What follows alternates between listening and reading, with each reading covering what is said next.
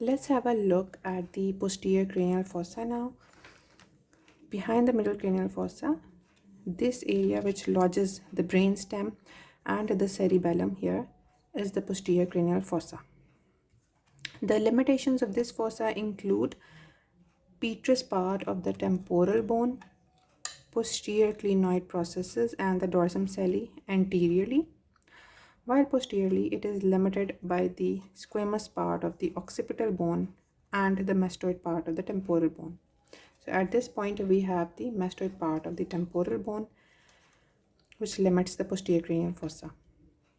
The first obvious feature that we can see straight away is this large opening in the center, which is the foramen magnum, through which passes the brainstem, meninges, vertebral arteries and the spinal part of the accessory nerve. Just anterior to this foramen magnum, there is a sloping area which is contributed by the body of the sphenoid and the basilar part of the occipital bone. Combined, this sloping area is named as the clivus.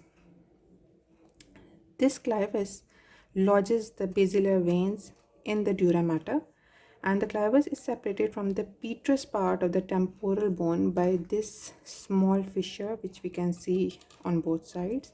This fissure is known as the petero-occipital fissure, and through this fissure, inferior petrosal sinus runs all the way to the jugular foramen. Here between the petrous part of the temporal bone above and the occipital bone, this large foramen is the jugular foramen, through which passes the 9th, 10th and 11th cranial nerve, along with the inferior petrosal sinus and the sigmoid sinus.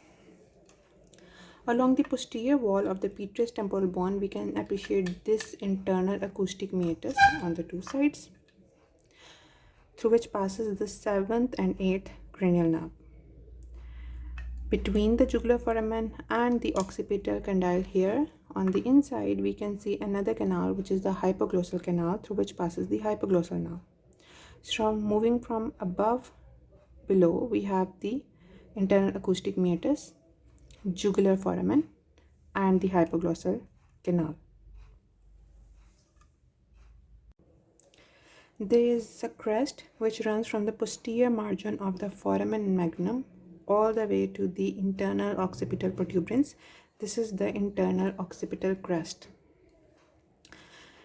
From the internal occipital protuberance, we can appreciate two grooves running on both sides. These are the transverse groove which lodge the transverse sinuses.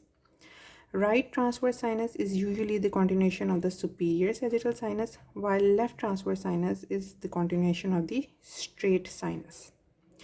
The two transverse sinuses run in the transverse groove, the margins of which provide attachment to the tentorium cerebelli.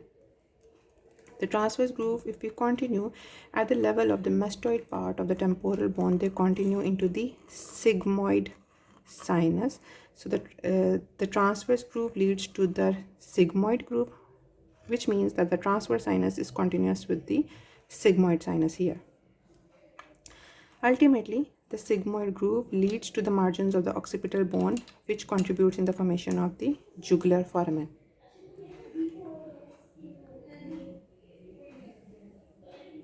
So just to reinforce the features of the posterior cranial fossa, we have the site of clivus, foramen magnum. This is the petrous part of the temporal bone, mastoid part of the temporal bone and the squamous part of the occipital bone. Here we have the internal acoustic meatus, jugular foramen, the biggest one, and here we have the hypoglossal canal. This is the internal occipital crest, internal occipital protuberance, the two transverse grooves leading into the sigmoid grooves, ultimately opening into the jugular foramen, and this is the groove for the superior sagittal sinus.